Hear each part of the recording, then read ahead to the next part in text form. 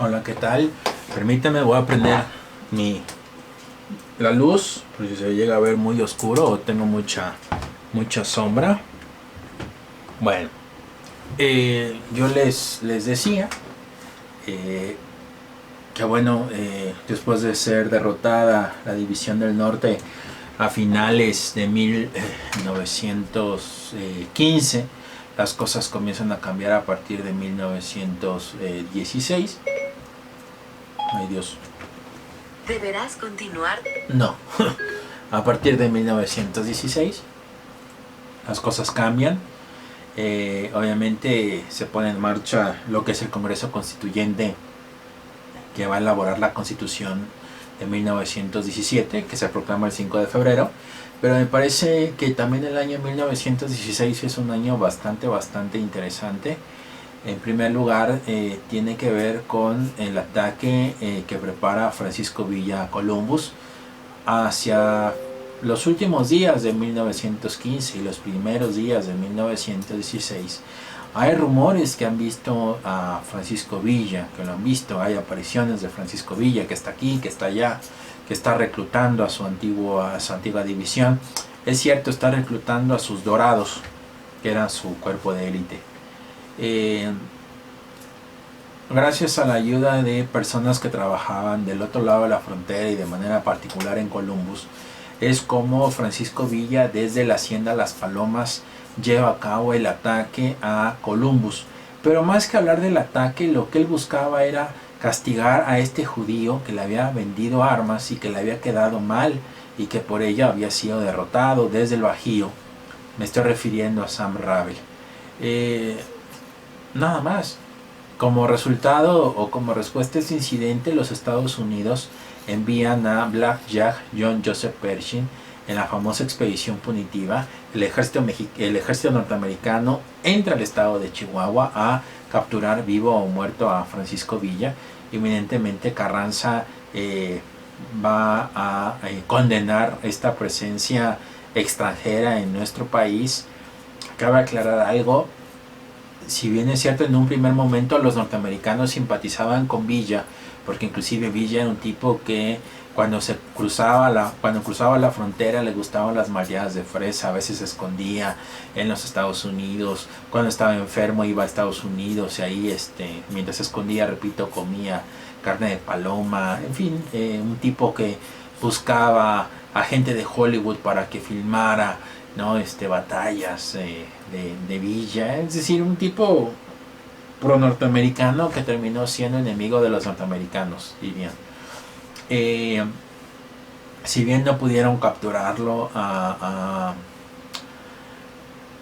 Francisco Villa, digo, esto es fundamental porque hay también una situación fundamental en Europa, que es ya el desarrollo de la Primera Guerra Mundial. Para este momento también me gustaría dejar algo en claro.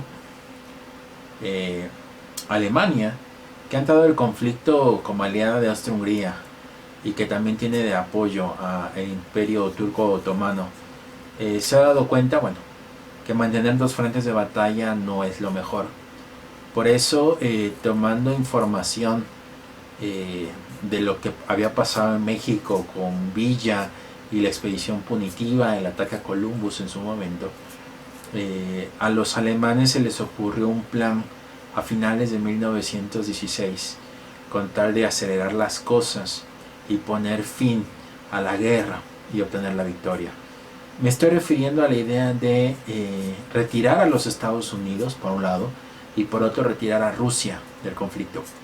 En el caso de Rusia, pues el plan lo sabemos, era ayudar a Lenin para que abandonara Suiza, cruzara territorio alemán, llegara a Dinamarca, de ahí en barco llegara a Escandinavia y de ahí adentrarse a San Petersburgo. El problema, si bien es cierto, Lenin llega y lo acusan de espía alemán, a fin de cuentas va a ser un detonante en 1917 para dos revoluciones. La de febrero, cuando el zar renuncia, ¿no? Abdica. Obviamente esto lleva a Alexander Kerensky, que él sigue manteniendo a Rusia en el conflicto, y finalmente Trotsky, octubre-noviembre lleva a cabo la segunda revolución, la bolchevique, que al final él firma el tratado Brest-Litovsk, con el cual Rusia se retira. Recuerden que no puedo hablar de Unión Soviética porque es hasta 1922, cuando Lenin anuncia, ¿no?, la creación de la Unión de Repúblicas Socialistas Soviéticas. Y el otro plan, tomando referencia, repito, los informes de lo que había hecho Villa con los norteamericanos, consistía en contactar a cualquier líder revolucionario mexicano, apoyarlo para que hiciera la guerra a los Estados Unidos, y así Estados Unidos verse obligado a ya no apoyar a los ingleses, y luego entonces Inglaterra ya no podía ayudar a Francia, y así permitirle a los alemanes poder triunfar. Todo esto estaba contemplado hacia finales de 1916. Solo se esperaba la aprobación para 1917. Cabe aclarar algo, algunos líderes revolucionarios, o no tan revolucionarios, pero mexicanos, tendrán unas muertes un poco curiosas o extrañas o misteriosas, como el propio Huerta, que estaba inmiscuido, el propio Orozco también. Hay un texto muy bueno, el telegrama Zimmermann de Bárbara Tuchman, se los recomiendo. Ya falleció, es un texto de segunda mitad del siglo XX, pero es muy muy bueno. En fin, cuando Zimmermann obtiene la autorización, ya estamos hablando de 1917, ya se ha jurado la Constitución del 17, la cual se firma a finales de enero del 17 y entra en vigencia el 5 de febrero, el mismo día, pero de la del 57, ahora en el 17, la nueva. Arthur Zimmermann, que era el ministro del Exterior alemán, recibió el visto bueno para dar indicaciones de llevar a cabo este plan que ya platiqué para que Estados Unidos se retirara del conflicto. Cuando, no sé si ustedes, bueno, si han visto Códigos de Guerra o Código Enigma, aunque habla de la Segunda Guerra Mundial, habla de la importancia de los códigos. En la Primera Guerra Mundial, los alemanes desarrollaron un código numérico que evidentemente un número formaba cifras. Estas cifras tenían un significado.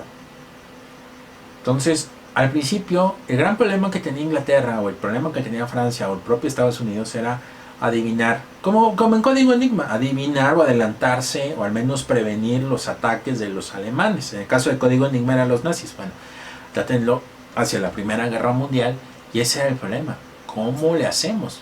Entonces, británicos sobre todo se dieron a la tarea de conseguir la forma, obviamente no mediante una máquina, como la sabemos de Alan Turing, sí, no, de pues descifrar.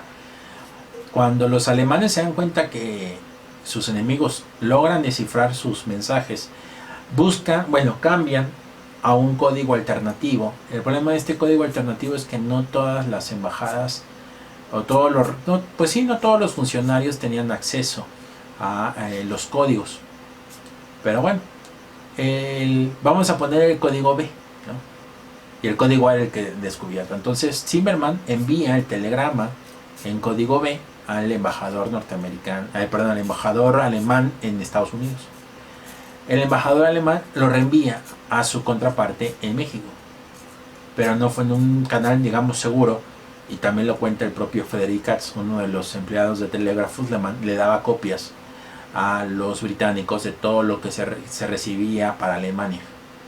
Así fue como se descubre el telegrama Zimmermann, y las cosas comenzarán a cambiar para el gobierno de Venustiano Carranza, que si bien es cierto, con la Constitución de 1917 generaba tensión, pues sí, por varios artículos, ¿no? El tercero, la educación; el 27, el tema del subsuelo; el 123, el trabajo; 130, separación de iglesia y estado. Pero el 27 era fundamental, sobre todo por el tema del petróleo y de otros minerales que se extraían del subsuelo y que ponían apuros a los extranjeros, pues, que eran propietarios y que explotaban estos recursos Y pese a eso, obviamente Carranza se comprometió a no aplicar el artículo 27, pero Carranza, a partir del telegrama Zimmermann, va a tener grandes beneficios económicamente hablando para la modernización del país, después de mucho tiempo de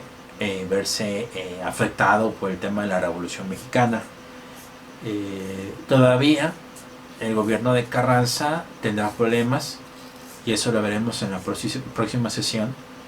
El gobierno de Carranza, que va de 1917 a 1920, el problema es que Carranza no alcanzará a terminar su mandato, será víctima de un alzamiento primero y después una conspiración, pero eso lo veremos en la próxima sesión.